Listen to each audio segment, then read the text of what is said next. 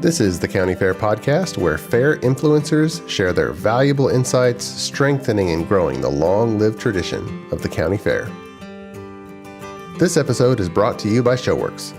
ShowWorks fair entry software has set the gold standard for fairs across the United States and Canada for more than 20 years, serving more than 75% of the country's fairs. ShowWorks is a place to handle fair entries, billings, payouts, and the incorporation of virtual elements into your show and auction.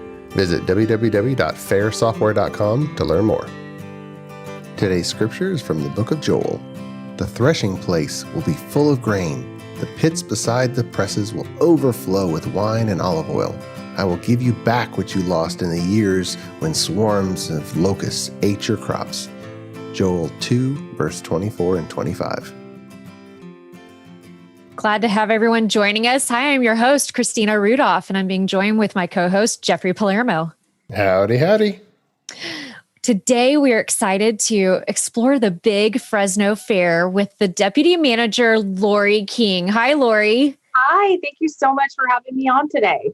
We're excited to have you. So you've got a couple of Texans here who aren't as familiar with what the legacy of the Big Fresno Fair is. Share with us a little bit about the Big Fresno Fair itself. So we are the Big Fresno Fair, and we have a very rich history of agriculture here in the Central Valley of California. And as a Texan, you probably realize that most of your food, fresh food, comes from California. I know a lot of people don't want to admit it, but we grow the food that the world eats. And California is the number one agricultural producing county in the world. So we're very proud of that. We're in the breadbasket of California.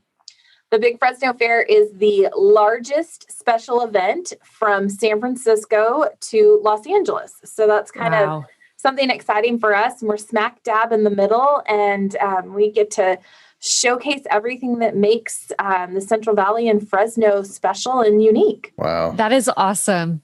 So how long have you been working at the Big Fresno Fair? I have been here for 18 years. 18 years. Yeah, it started just as a, something, and I thought it would be a couple of years, and been here a while now, I guess. Yeah. So over time, how has your role changed? Well, when I was first hired here, I was hired as an education coordinator. Here at the Big Fresno Fair, we're unique because our fair actually runs while kids are back in school. So we run the first Wednesday of October for 12 days. And so we've always prided ourselves on including kids in school in our fair. So we run an educational program where we bus in over 30,000 parents, teachers, and students over 4 days of the fair. Amazing field trip to look forward to. It's all free. All they have to do is pay for the bus to get here. So it's an amazing field trip where I like to say we're developing our future fair goers. Yes. And, we've got to get them young so that they know what they love and that it's a yearly tradition to come to the fair. So I was originally hired to coordinate and run that program, and it just kind of developed into my role now of being the deputy manager here and kind of overseeing the daily operations and everything it takes to make this tradition run. So running the daily operations is a huge job during those 12 days, but there's so much you do in between. When do you start planning for the next year's fair? It's my favorite question. People always say, well, what do you do the rest of the year? I mean, it's only 12 days, so you only work 2 weeks out of the year, right? I don't think anyone who's not in the event business understands what it takes to kind of get, these large events to happen. So, we typically start our planning for the next year's fair while we're in the middle of, the current fair. We oftentimes are making bids on entertainment for the next year, revamping what we're planning on doing. But we're in full planning mode, a good 10 to 11 months before the fair even happens. Wow. I bet the entire time you're sitting at your current fair, you're looking to see what kind of improvements can we make next year? How is this going to work better next year? Absolutely. That's always one of the biggest things we want to do. We always want to be a little bit bigger and a little bit better each year. So you're constantly looking at, what you've got happening at the, current situation and how you can grow on that and make it better to fit the needs of what's next.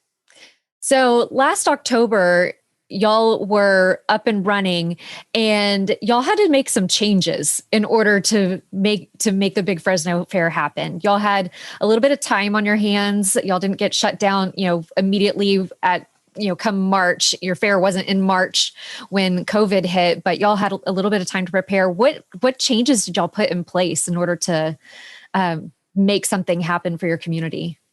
When everything happened in March, we said to ourselves, "Oh, we'll be fine. We're in October. No big deal. Let's all take this, couple weeks off in March and let's enjoy it. I mean, this should be great."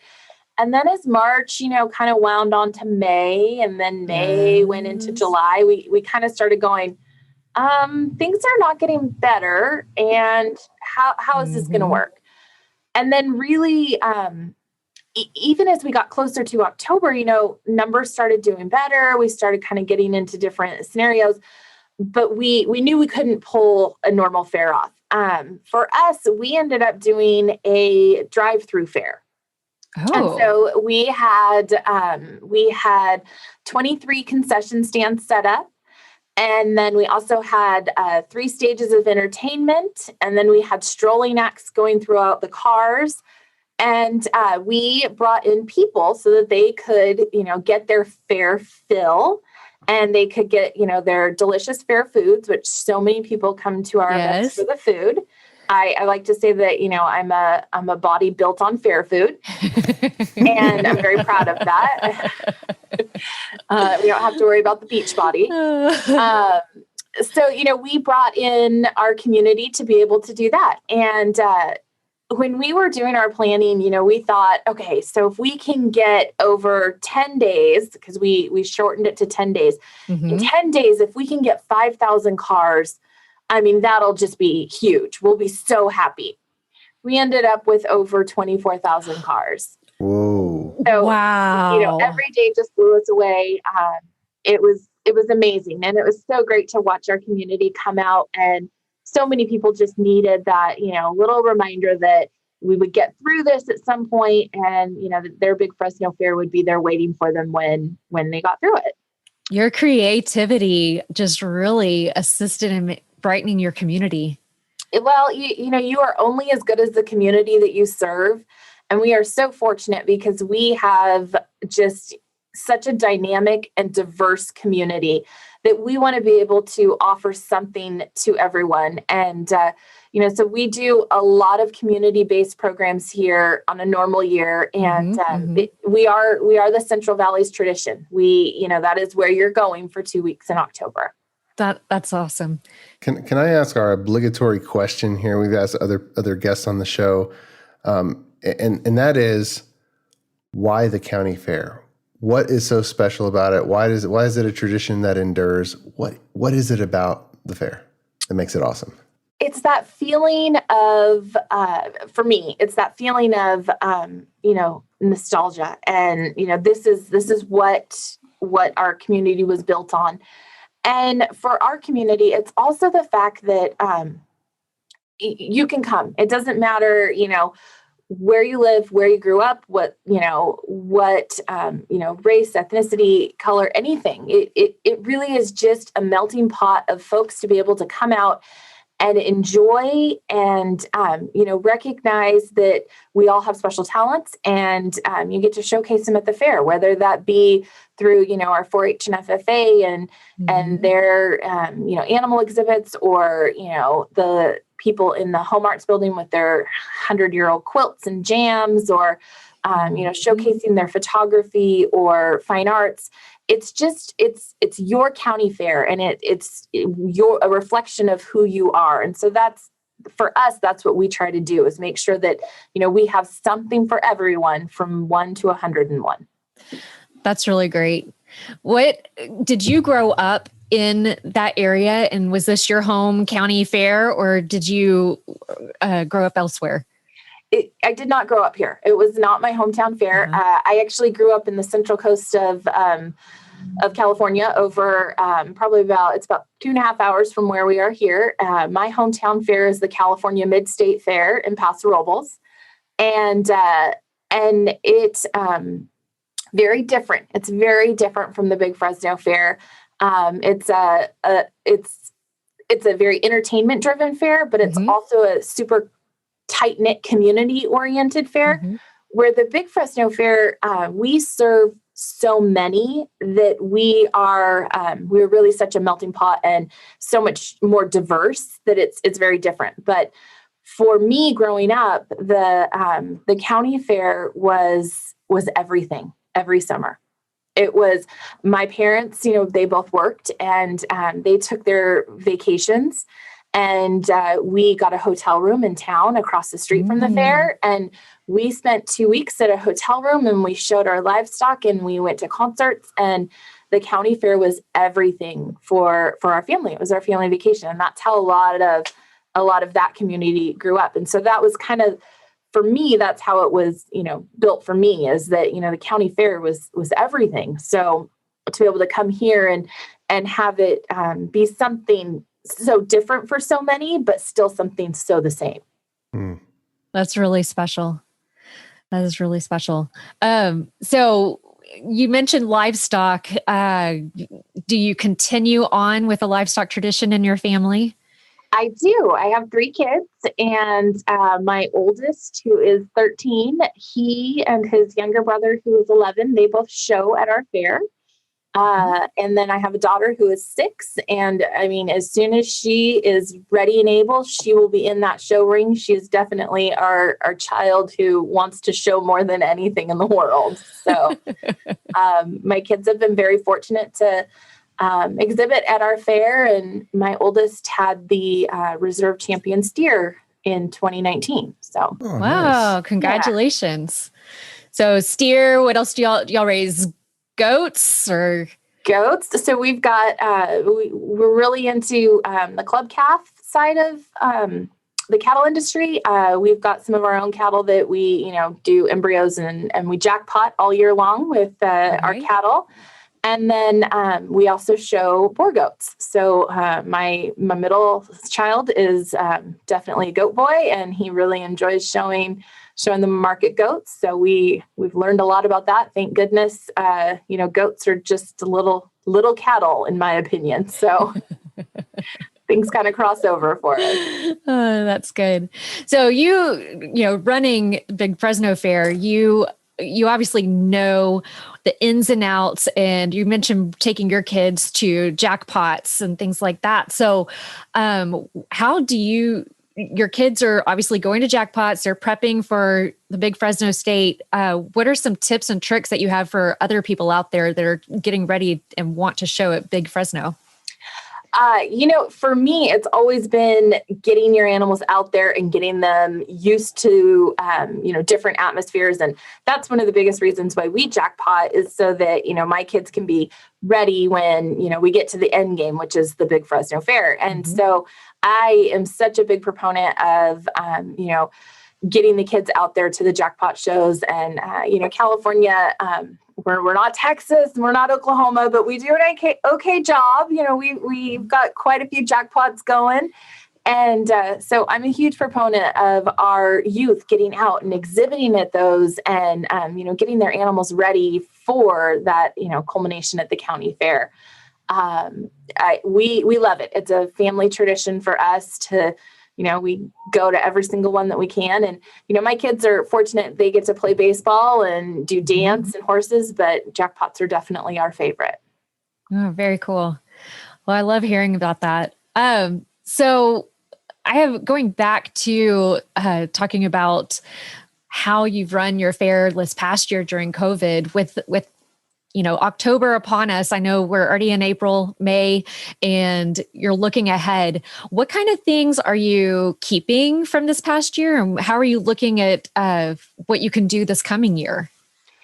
We have been very blessed to have a health department and a county who is extremely positive and wants to work with us and understands the importance and the value of what we bring to our community.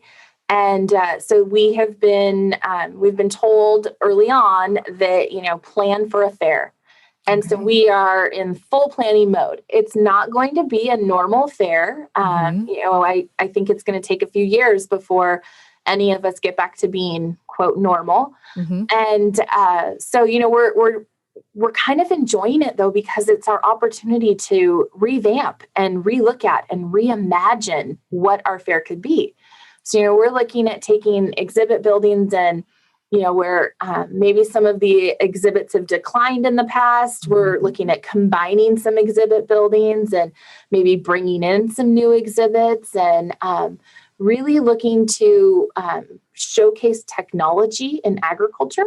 Oh, we've been very fortunate to have an amazing agriculture commodities building that it's my favorite building that we have, but the future of it is difficult. And so we're looking at this new technology agriculture kind of exhibit. So we're excited for that. I think if anything in the last year, we've learned, the value of cleanliness and, the health and safety of our patrons and making sure that we provide them with every opportunity to do the right thing. So, we're definitely expanding our health and safety program. And, you're looking at, I think in the past, we used to be so numbers driven of, we've got to get so many people in the gate and so many people in the gate. And I think now is going to be more about that quality experience versus the, quantity of experiences that we're able to have.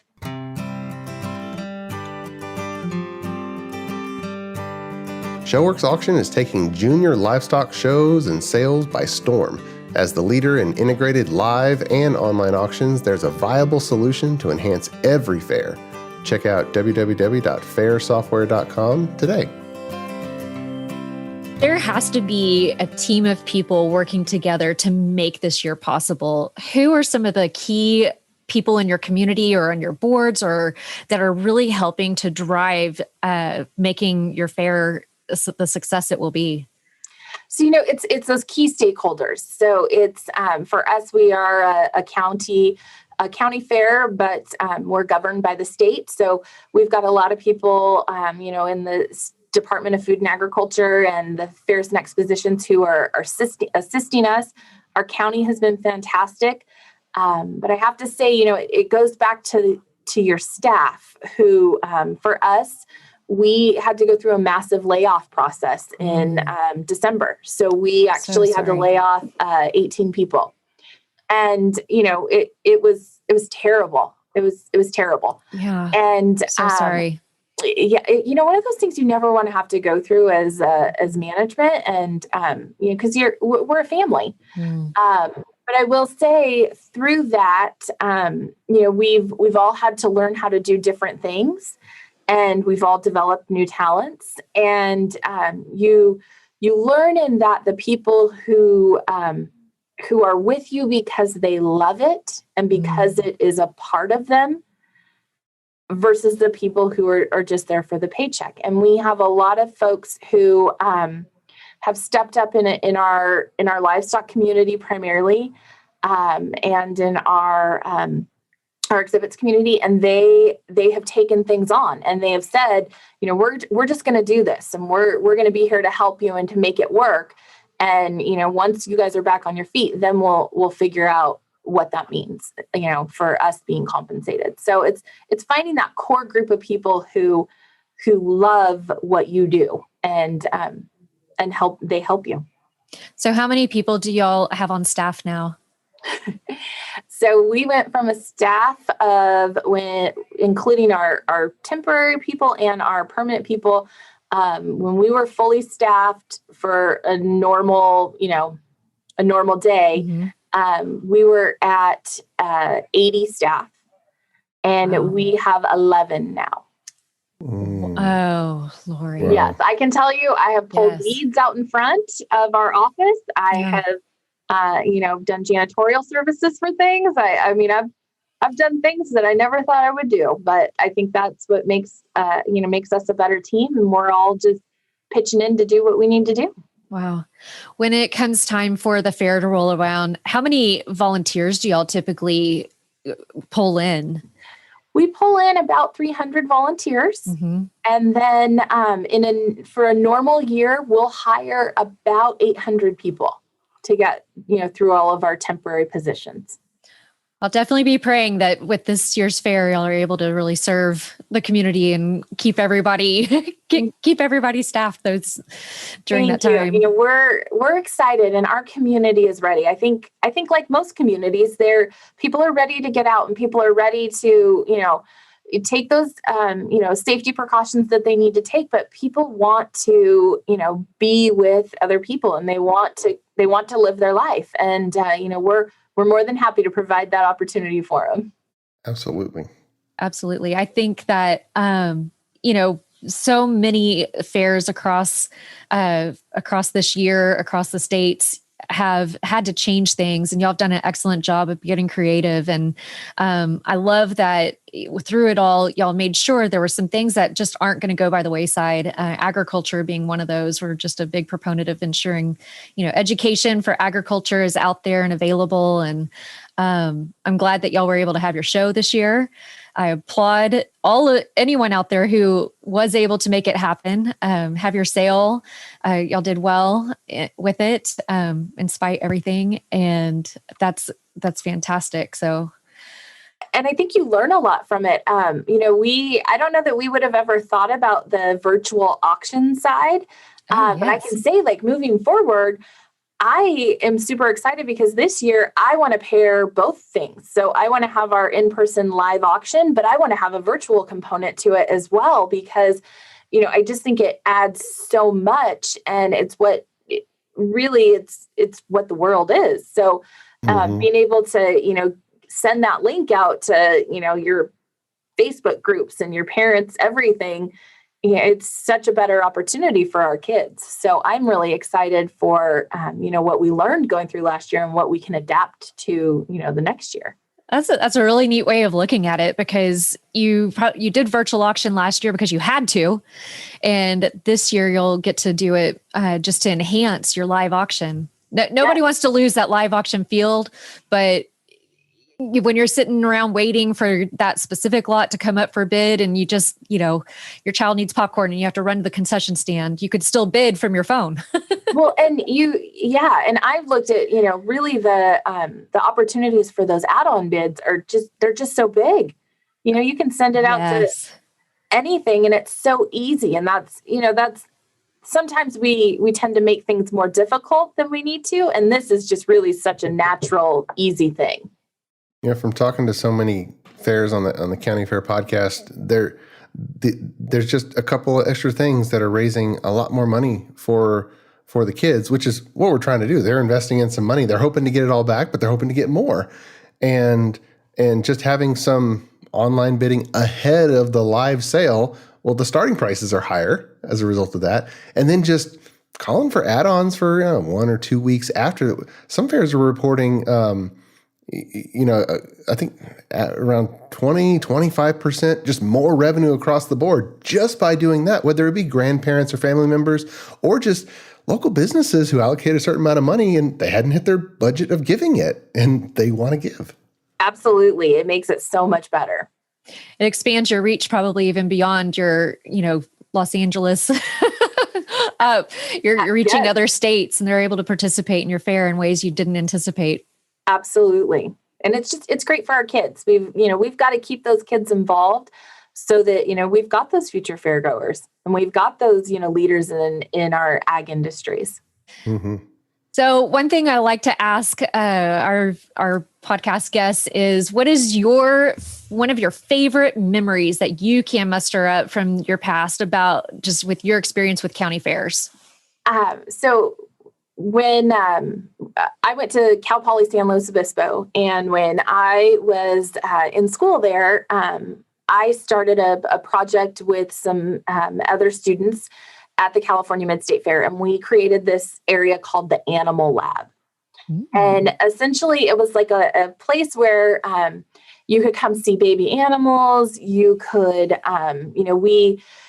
we bottle fed calves and we hatched chicks, and we actually had a fistulated steer. So you could we had a microscope in the steer, so you could see how the steer's stomachs work and all of that. And I will never forget this little girl who had no animal background. You could tell she came from maybe a difficult life. And she was probably 8 or 9, and she wanted to bottle feed calves. And so we, it wasn't one of our normal feeding times, but you could just tell that little girl needed that. And so we mixed up a bottle and we let her feed. And the look of pure amazement and joy and everything on that little girl's face, I'll never forget. And for me, knowing that I had a small part in creating that memory that she'll have for a lifetime, that was enough for me. That just sealed the deal. Oh, Lauri. So it really, for me, it's knowing that in this world, I get to be a part of helping people create memories and helping them, have something to pass on to the next generation. You're creating those experiences. You created that in college and you're still doing it today. And I love every minute of it. I can't help but marvel, as much as there's so much wrapped up in the county fairs and entertainment and the Midway and all this, it's the agricultural core. There's something divine about that. It's the foundation that we were all built on. And it's the foundation that this nation was built on, that we sometimes need to just remember where our roots are. Mm-hmm. Well, Lauri, I appreciate you taking time to share with us. I love your story. I love what you're doing at Big Fresno Fair. I think that truly the experiences you are creating, even during trialing times, are going to make y'all even better and stronger. And I know that they're thankful to have you at the helm. Well, thank you. And thank you for what you guys are doing. You guys are huge proponents for our fairs and our network and for agriculture. And, if not for you, a lot of us wouldn't have made it through last year either. So thank you. Well, as we close up, taking off your fair director hat, you've got 3 kids who's showing animals. So for other parents who are thinking, oh, how do I even get started? Was there a natural progression of animal type, like the easiest to get into, and then progression? Because you don't take a really young person and say, "Oh, let's show a steer first year." So, what's your thought process in that for any parents thinking?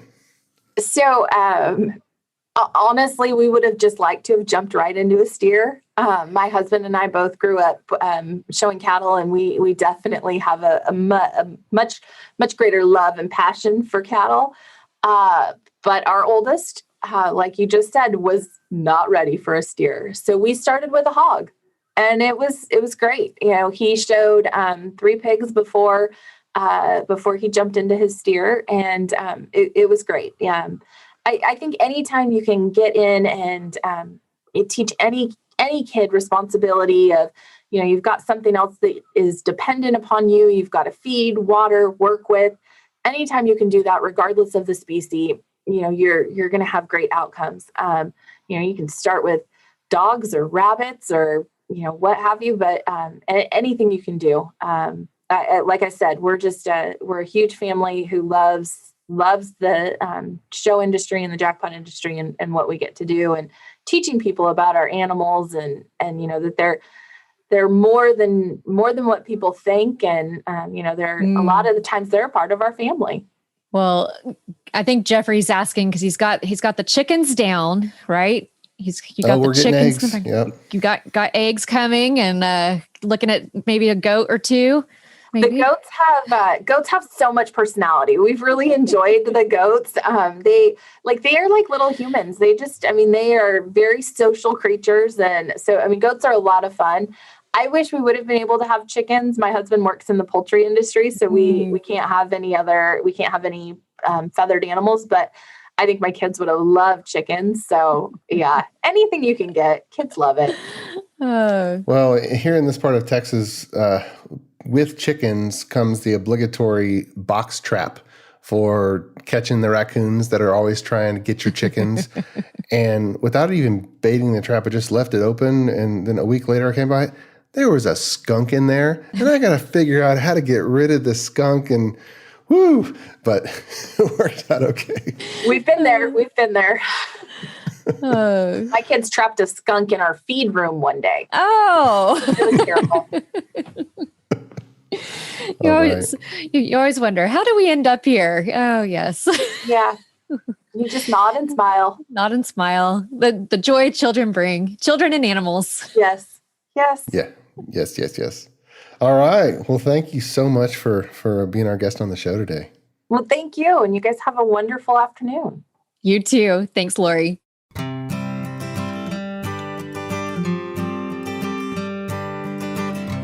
Thank you for tuning into this episode of the County Fair Podcast. Don't forget to subscribe, share with a friend, and tell us what you'd like to hear on the show by going to www.countyfairpodcast.com. And to you and yours, may God bless you.